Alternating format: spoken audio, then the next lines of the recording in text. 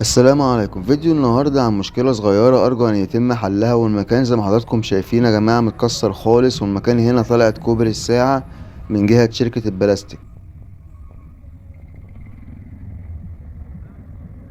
والمكان هنا متكسر ومحتاج يتم ترميمه. واحنا عارفين ان هنا في شارع مصطفى كامل بيتم التطوير وحصل بالفعل، بس في أماكن تم الانتهاء منها وأماكن لسه، فياريت يكون في إسراع في العمل هنا ويتم التطوير في المكان ده يا جماعة، في طلعت كوبري الساعة من جهة شركة البلاستيك.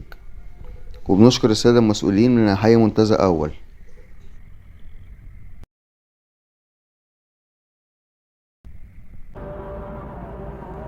بس فأنا النهاردة كنت في ميدان الساعة وشفت المنظر قدام حضراتكم ده، فقلت أصوره فيديو وأنزله عندي على القناة، يمكن يوصل للسادة المسؤولين ولا حاجة ويتم ترميمه.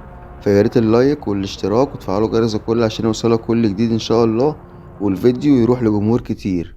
لو حضرتك عايز تعمل شير على مواقع التواصل الاجتماعي ياريت. وشكرا لحضراتكم، سلام واشوفكم على خير.